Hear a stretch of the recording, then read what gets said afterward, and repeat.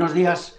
En primer lugar, quisiera empezar agradeciendo a la Sociedad Española de Hematología por su amable invitación y pedirles a ustedes disculpas porque hubiera sido para mí un placer compartir esta mañana con todos ustedes, pero un imponderable familiar no lo ha hecho posible. Espero que pueda ser en otra ocasión. Bien, de lo que vamos a hablar hoy es de la coagulopatía relacionada con esta pandemia que estamos viviendo, tan devastadora, COVID-19. Y en la primera diapositiva les pongo el centro donde yo trabajo, porque somos ya dos sedes, ¿no? La clínica de Pamplona, aquí a la izquierda, y la nueva sede de la Clínica Universidad de Navarra en Madrid. Bien, las dos sedes forman parte del trabajo que hacemos y, por tanto, quería tener este reconocimiento para ambas. Hablar de la coagulación en el COVID-19 es intentar empezar comprendiendo qué es lo que los fenómenos que tienen lugar para que la coagulación se produzca, y esto es lo que se conoce con el nombre de balance hemostático, es decir, es un balance que existe en todos los mamíferos para prevenir las hemorragias, pero este equilibrio, esta yin y yang, tienen que estar perfectamente controlados, porque si produce una alteración de este mecanismo, que es un sistema de defensa del organismo para prevenir la salida espontánea de la sangre y de tener una hemorragia, digo que cuando se produce una alteración de este equilibrio, como vamos a ver, se puede favorecer la aparición de una trombosis. Bien, ¿cómo se produce este mecanismo en vivo, en un sujeto? Bueno, la hemostasia tiene una serie de etapas que yo no voy a profundizar en ellas, como comprenderán, pero para que tengan una aproximación de la misma, existe una primera fase que recibe el nombre de hemostasia primaria, tratando en los primeros segundos y minutos de detener la hemorragia. Posteriormente viene una fase ulterior que se llama hemostasia secundaria, que lleva una serie de minutos para que se forme un auténtico coágulo, y luego este coágulo de alguna manera tiene que ser eliminado en una fase posterior. Vamos a ver entonces cómo se producen estos mecanismos. La hemostasia se pone en marcha cuando algo lesiona un vaso. El vaso, como saben ustedes, tiene una capa, que son estas células, que son las células endoteliales que recubren todos los vasos. Bien, pues cuando una lesión o una injuria a un tejido produce un daño en este endotelio vascular, se va a producir el mecanismo hemostático. Y de este mecanismo, la hemostasia primaria viene representada por las plaquetas. La plaqueta es la prima balerina de la hemostasia primaria. Como ven, cuando se produce la lesión, las plaquetas que iban circulando por ese vaso se adhieren a esta superficie lesionada para formar un primer tapón hemostático en donde ven las plaquetas todas unidas y agregadas para detener este trastorno hemorrágico. ¿Por qué es importante conocer esto? Porque, como ustedes saben, muchos pacientes que tienen trombo reciben tratamiento con antiagregantes plaquetarios y ustedes conocen perfectamente el efecto de la aspirina. Bien, este tapón hemostático tiene que ser consolidado para que la hemorragia no persista. Y para consolidar este tapón hemostático se produce la denominada hemostasia secundaria o mecanismo de coagulación. De este mecanismo de coagulación me gustaría que retuvieran pues, la generación de un enzima que se llama trombina y la formación de este coágulo de fibrina. La fibrina es el principal componente estructural de cualquier coágulo. ¿Qué hace la fibrina? Fíjense, establece unas mallas que de alguna manera estabilizan este coágulo para que no sea friable, para que pueda detener la hemorragia. Conocer el mecanismo de coagulación tiene interés también. ¿Por qué? Porque todos ustedes conocen que muchos pacientes con alteración de la coagulación y trombosis reciben anticoagulantes. Y todos conocemos las heparinas o los anticoagulantes, el Sintrón, pero saben que ya hay en el mercado nuevos anticoagulantes orales directos que están emergiendo en el tratamiento de muchos procesos trombóticos. Pues bien, como decía, cuando se rompe ese equilibrio hemostático, ese equilibrio del mecanismo de coagulación, y cuando se produce un exceso de activación del mecanismo de coagulación, se va a favorecer la formación de un coágulo, un coágulo es un trombo de alguna manera. ¿Y qué es la trombosis, por tanto? Pues la trombosis es la formación de coágulos de sangre en los vasos sanguíneos. ¿En dónde? En venas o en arterias. Y pueden estar localizados en diversas localizaciones, por ejemplo, en extremidades inferiores, la trombosis venosa profunda de extremidades inferiores, o a veces este coágulo se desprende y alcanza la circulación pulmonar y es lo que se llama embolia pulmonar. Cuando el coágulo se produce en las arterias del corazón, se produce un infarto de miocardio. Y en las arterias del cerebro se produce un ictus. Son todos procesos en donde la trombosis juega un papel importante. ¿Qué pacientes desarrollan esta trombosis? ¿Cuáles son los factores de riesgo? Pues fíjense en esta diapositiva esquemática los principales factores asociados con trombosis. Las enfermedades cardiovasculares, la diabetes, las situaciones de inmovilidad, el tratamiento basado en estrógenos, el embarazo es una situación de riesgo trombótico, la cirugía, la estancia hospitalaria y fíjense aquí cómo ya emerge el tema del que vamos a comentar a continuación, que son las condiciones inflamatorias, situaciones inflamatorias y infecciones como el COVID-19. El tener una serie de estos factores de riesgo o el proceso infeccioso va a desencadenar estos cuadros de trombosis, que como hemos dicho pueden ser en las piernas, tromboembolismo venoso, en el corazón, el infarto de miocardio o en el cerebro, el ictus. Voy a referirme fundamentalmente al tromboembolismo venoso, a las trombosis que tienen lugar en las venas de las piernas o la embolia en el pulmón, porque como verán ustedes es la afectación trombótica más frecuentemente encontrada en los pacientes con COVID-19. ¿Qué presenta desde el punto de vista de síntomas un paciente que refiere trombosis venosa en las extremidades inferiores?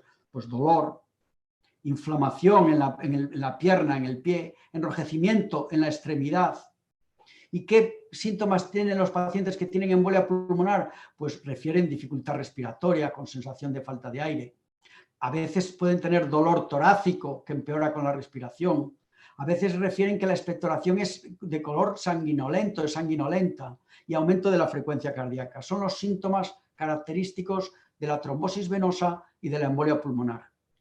¿Y qué hacemos los médicos para prevenir este cuadro? Pues recomendar al enfermo una serie de medidas, como la buena hidratación, beber abundantes líquidos, como el ejercicio diario, caminar diariamente, y esta actividad física en forma de ejercicio que puede favorecer la circulación a nivel de las venas y de las arterias. Y también le recomendamos a nuestros pacientes cosas que deben evitar. Deben evitar el tabaco, deben evitar el sobrepeso y deben evitar estar mucho tiempo sentado por el fenómeno que hemos demostrado antes o indicado antes de la inmovilidad como factor de riesgo de trombosis. Bueno, y en todo este entorno que les he comentado, la alteración hemostática que favorece la coagulación, la aparición de esos coágulos, que es la trombosis en las venas o en el pulmón, surge la infección por COVID-19. Esta pandemia provocada por ese virus conocido por todos ustedes, SARS-CoV-2, que lo que hace es favorecer, como vamos a ver, la aparición de trombosis. ¿Cuál es la relación entre COVID y trombosis? Bueno, nosotros en un artículo reciente damos algunas pistas de algunos de los fenómenos que les voy a mostrar ahora por los cuales la infección por COVID-19 puede favorecer el fenómeno trombótico.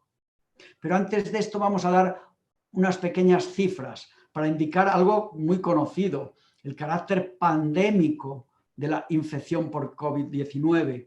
Y una serie de datos más concretos relativamente recientes de la semana pasada. En el mundo más de 442 millones de casos, casi 6 millones de fallecidos y en España las cifras son de 11 millones, más de 11 millones de casos y más de 100.000 fallecimientos.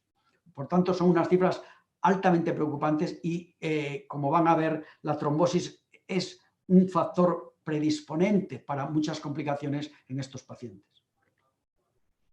Cuando uno se pregunta ¿y por qué un paciente con COVID-19 puede tener una trombosis? ¿Cuáles son los mecanismos de la trombosis y de otras alteraciones muy frecuentes? Porque como saben ustedes, lo más característico del COVID-19 es la insuficiencia respiratoria, la afectación pulmonar.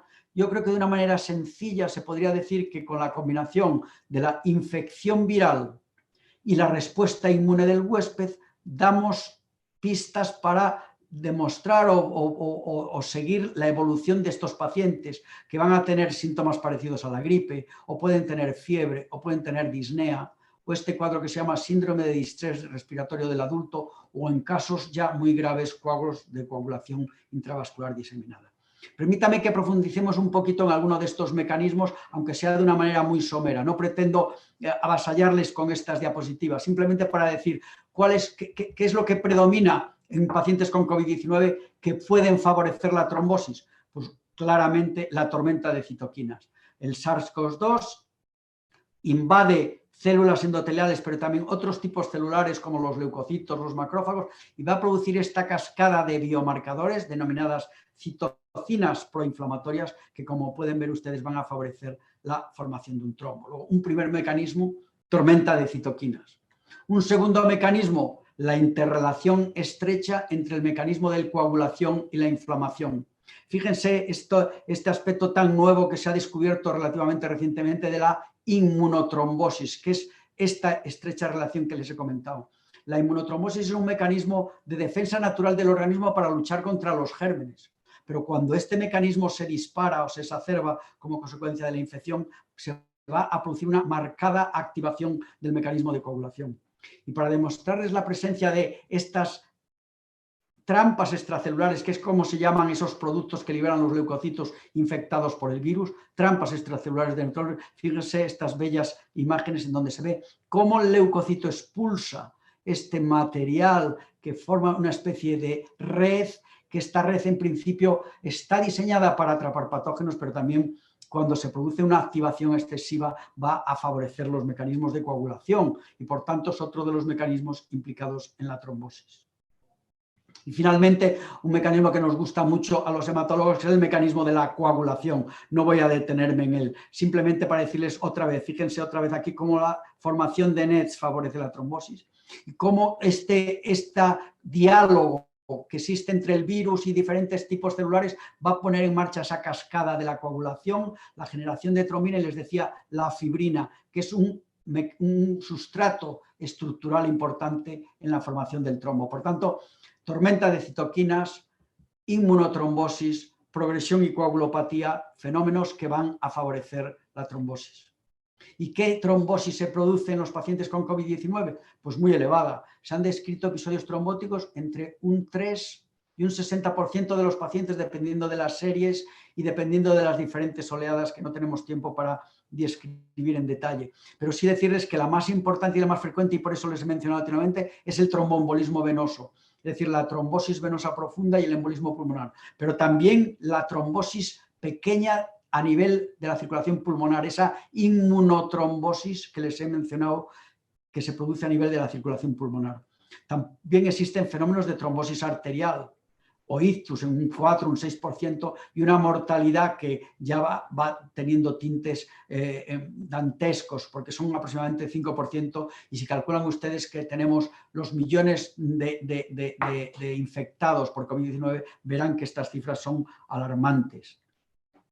Y cuando hablamos de trombosis, tenemos que referirnos a qué pasa en las diferentes series en relación a este fenómeno. Es decir, cuando tú miras las diferentes series de pacientes que han estado ingresados en la unidad de cuidados intensivos, se ve como la incidencia de trombosis es del orden del 30%. Pero fíjense qué dato más interesante, que eso sucede incluso en aquellos en los que se instauran las medidas preventivas establecidas a nivel médico. Y la segunda conclusión importante de cuando se tiene una trombosis es que es un factor pronóstico desfavorable. Esta es lo que le sucede a los pacientes con trombosis en términos de mortalidad frente a los que no la tienen. Y como verán, la línea roja indica que la mortalidad es muy elevada en los pacientes con trombosis. Luego, la coagulopatía asociada al COVID es frecuente. La coagulopatía asociada al COVID produce trombosis y la trombosis es un factor pronóstico desfavorable.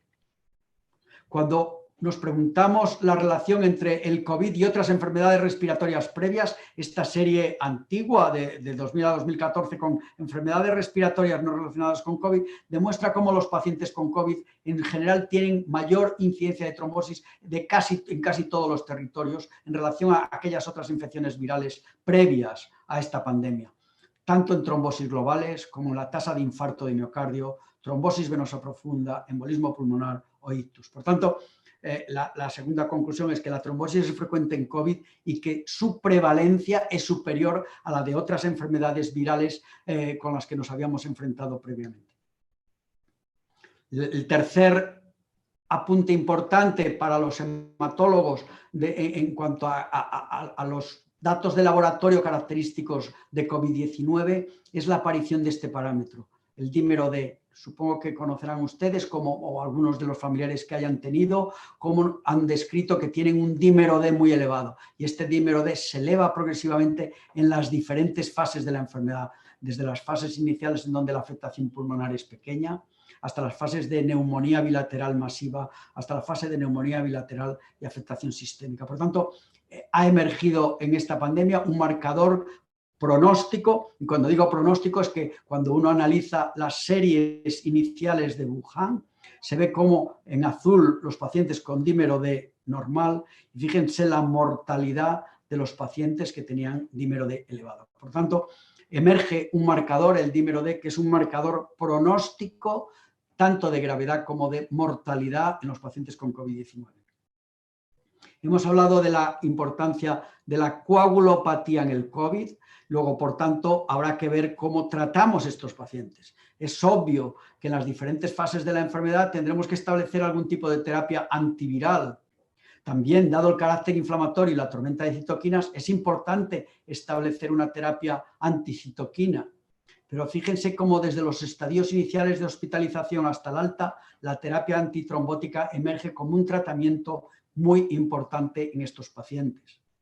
¿Y qué es lo que hacemos con el tratamiento? Pues tratamos de combatir esos mecanismos que les he comentado, la tormenta de citoquinas con diversos fármacos. Fíjense que todo el paciente hospitalizado recibe corticoides como estrategia antiinflamatoria, pero tendremos también que combatir el aspecto coagulativo del COVID-19 y eso lo hacemos con fármacos anticoagulantes, de los cuales los más utilizados en los pacientes con COVID-19 son las heparinas y dentro de ellas las heparinas de bajo peso molecular. Solo les voy a dar un trabajo randomizado publicado en una revista de gran prestigio como New England Journal of Medicine para demostrarles el papel de la heparina en pacientes a la izquierda con enfermedad moderada, a la derecha con enfermedad severa, es decir, pacientes ingresados en la unidad de cuidados intensivos.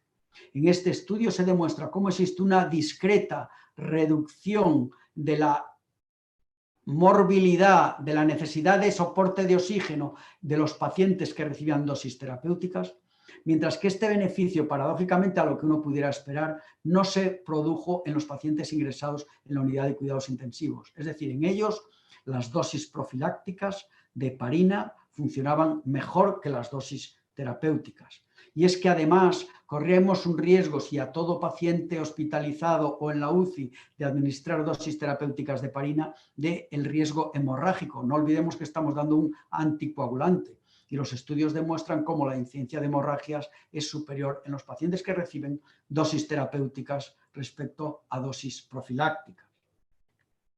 Ello ha hecho que numerosas sociedades científicas, como la Sociedad Americana de Hematología e incluso la Sociedad Española de Trombosis y Hemostasia, se posicionen en cuanto a qué recomendar a los pacientes hospitalizados con COVID-19. Y la mayoría de las guías clínicas recomiendan que la intensidad de dosis, por ese efecto que les digo sobre la hemorragia, debe ser profiláctica. Es con la que se consigue un mejor beneficio con un menor riesgo hemorrágico en relación a dosis intermedias o dosis terapéuticas de heparina de bajo peso molecular. Bien, y estos son los estudios que demuestran parte de lo que les he comentado, es decir, estudios que se han realizado en pacientes ambulatorios y en los que aún se siguen reclutando pacientes, o estudios en pacientes hospitalizados, como este que les he comentado, que recibe el nombre de multiplataforma, estudios en pacientes críticos y estudios al alta, es decir, la comunidad científica se ha movilizado de manera tremenda, como no ha habido precedentes anteriores, para desarrollar ensayos clínicos que traten de contestar cuál es el régimen terapéutico óptimo de heparina para prevenir la trombosis en los pacientes antes de la hospitalización, no hospitalizados, críticos y al alta. Y más o menos las recomendaciones de estas sociedades es que ni en el paciente prehospitalizado, es decir, el paciente con síntomas leves no hospitalizado y el paciente al alta en general no deberían recibir profilaxis antitrombótica, reservándose la dosis profiláctica para el paciente hospitalizado, bien durante la fase de cuidados intensivos y bien durante la hospitalización, si bien en este caso de forma individualizada se podría plantear un esquema de dosis terapéutica de heparina. ¿Y qué es lo que viene? Pues lo que viene es nuevos fármacos para el tratamiento de la trombosis. No me voy a detener, fíjense, en el ámbito tanto del paciente ambulatorio como el paciente hospitalizado, como el paciente de la unidad de cuidados intensivos. Son diversos los trabajos que ensayan nuevos fármacos con la idea de reducir el proceso trombótico, reducir la inmunotrombosis y mejorar el pronóstico de los pacientes. Y antes de terminar, permítame, no podía ser de otra manera, referirme a una de las complicaciones trombóticas no relacionada con el COVID, sino con la vacuna del COVID, que es una nueva entidad que recibe el nombre de BIT, que es trombosis y trombocitopenia inducida por vacuna. BIT es el acrónimo. El BIT se presentó o se describió originalmente en aquellos pacientes que recibían vacunas adenovirales. ¿Y cómo sospechamos o reconocimos que estos pacientes tenían un nuevo síndrome? Porque tenían estos dos signos primordiales. Trombopenia, es decir, un descenso de la cifra de plaquetas entre el 5 y 30 días de la administración de la vacuna, y la presencia de trombosis. Y la trombosis no era solo la que les he comentado, trombosis venosa de las piernas o embolia en el pulmón. Se producían estos pacientes trombosis en lugares inusuales, como era la trombosis del seno venoso cerebral o trombosis abdominales en territorio espláncnico. La presencia de una trombosis en el cerebro o en territorio abdominal asociada a trombopenia ponía sobre la pista de que ese paciente, si había recibido antes de un mes la vacuna, esta era la responsable del proceso trombótico. Ya para finalizar, indicarles algunos mensajes que si quieren podrían llevarse a casa, como que el COVID es una enfermedad pulmonar pero también sistémica, es decir, afecta no solo el pulmón sino otros órganos, y se produce una tormenta trombótica perfecta, es decir, se ponen en marcha todos los mecanismos que hacen que esto se produzca una coagulación y un trombo en esos territorios. La inmunotrombosis o tromboinflamación es ese nuevo mecanismo que implica la relación entre infección, entre coagulación e inflamación. Los eventos trombóticos son frecuentes, fíjense, incluso en presencia de tromboprofilaxis, con lo cual aún hay mucho camino que recorrer. Pero de todas maneras, a día de hoy, la profilaxis con heparina de bajo peso molecular es la estrategia profiláctica de elección en el paciente hospitalizado.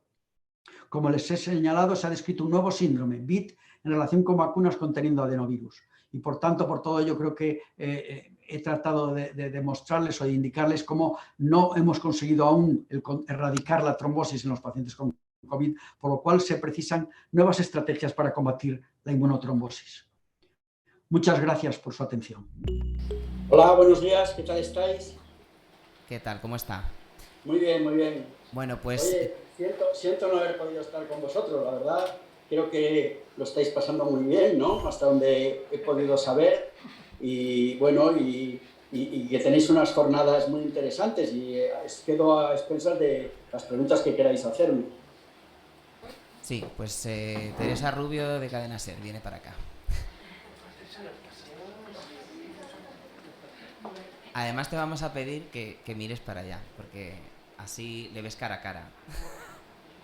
Yo no le veo cara a cara. Bueno, tú no le ves, pero él a ti sí. No la estoy viendo, ¿eh? ¿Ves? No me está viendo. Ahora sí. Ahora sí, ¿ves? Así mirando para No, para allá. Hola. Oye, de verdad, esto... Hola, doctor. A ver, Hola. el 30% de los pacientes graves que ingresan en UCI desarrollan algún tipo de trombosis, algún efecto trombótico.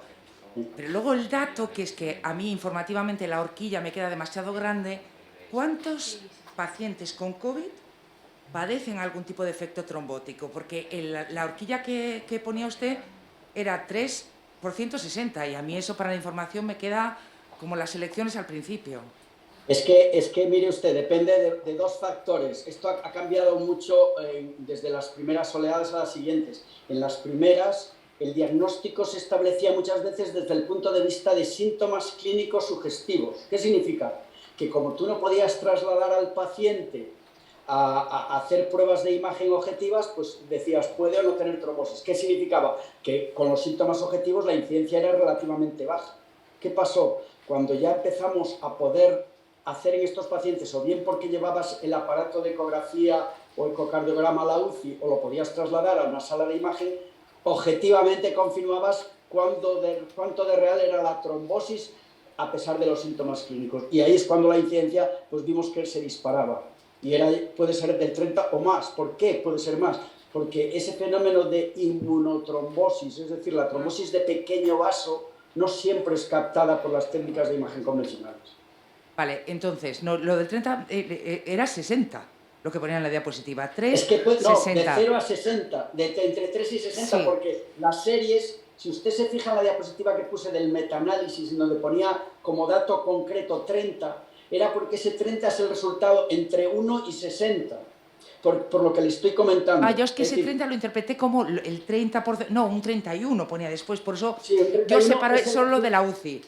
No, ese es el resultado de las diferentes series, de la disparidad que hubo en los orígenes y que esos pacientes, aún recibiendo tromboprofilaxis, hasta un 30% podían tener trombosis. Y un 14% puede llegar a fallecer, ¿no?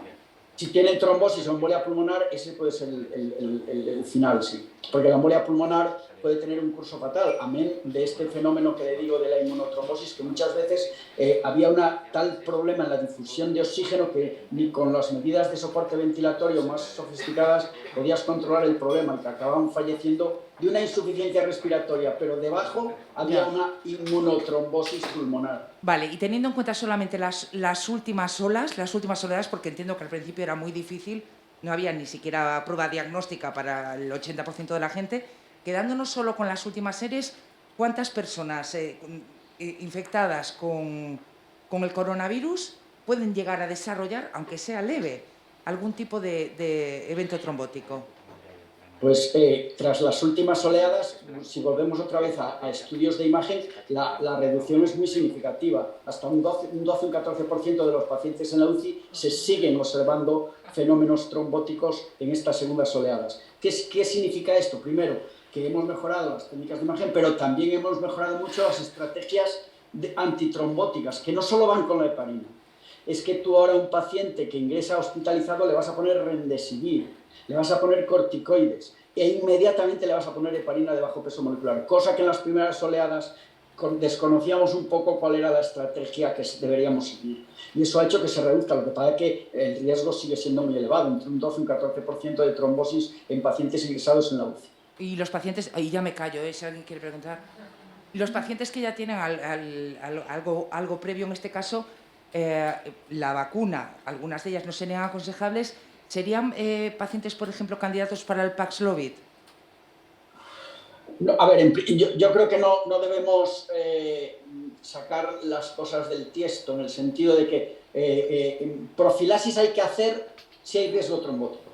Es decir, lo que no vamos a hacer es un paciente que, por ejemplo, esté caminando en su casa con síntomas leves, etcétera, por el hecho de tener el COVID, ponerle profilaxis. No vamos a poner profilaxis a un paciente al alta, a todo paciente hospitalizado al alta, porque a lo mejor no ha estado en la unidad de cuidados intensivos. Solo en una serie de pacientes de alto riesgo, es decir, pacientes que han tenido muchos días de hospitalización previa o han estado en la UCI, o tienen una historia de cáncer o trombofilia conocida, a esos al alta incluso les hacemos profilaxis, ¿vale? O sea, lo primero, no generalizar el empleo. Dos, en el caso de las vacunas, no hay que hacer prevención previa de ninguna estrategia. La mejor estrategia es no emplear una vacuna adenoviral, pero no por el hecho de recibir Astra o la que sea, hay que poner profilaxis antitrombótica.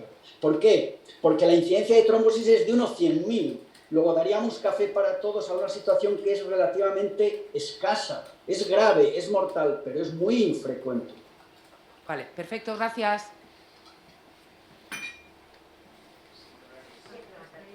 Dolores, de Diario Sanitario.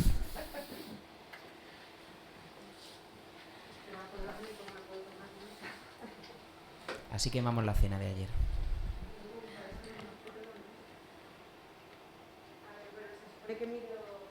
Para Sí.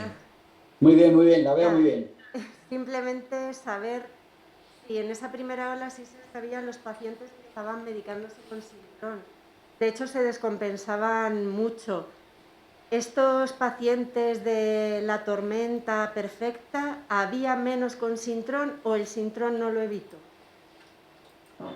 No hay relación entre la ingesta previa de anticoagulantes y la gravedad de los síntomas. Lo que sí que hicimos fue una medida superinmediata desde la Sociedad Española de Trombosis y Hemostasia y de todas las sociedades científicas, que era quitar el sintrón al paciente que lo estaba tomando.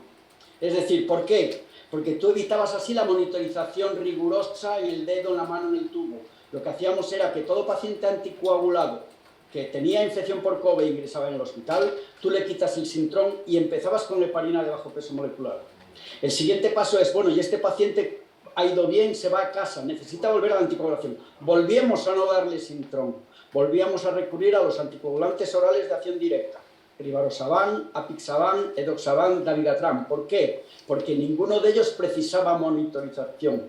Con lo cual, todo el periodo de pandemia, probablemente toda la sociedad científica médica se puso de acuerdo en la importancia de no administrar Sintrón, excepto si no fuera absolutamente imprescindible. Sustituirlo por heparina de bajo peso molecular durante la hospitalización y prolongar la anticoagulación, con lo que yo creo que hay que hacer. Y ustedes les pido que desde aquí nos ayuden, como gente que está muy metida en que lleguen los medios de comunicación a los políticos, que es necesitamos implementar los anticoagulantes orales de acción directa y generalizarlos para que no haya inequidad territorial.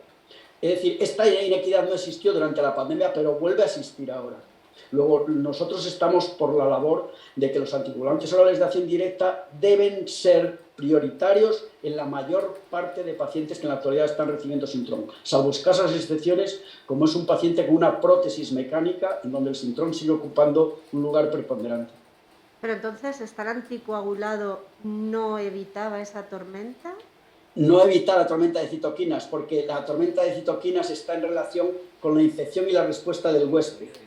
Es independiente de que usted tomara o no Sintrón. El virus infecta los diferentes tipos celulares, libera citoquinas y el Sintrón evita la coagulación, pero no evita la tormenta. Y la tormenta de citoquinas seguiría lesionando lo que les he comentado, dando endotelial, generando NETs y produciendo todas las alteraciones con las cuales el Sintrón no podía combatir.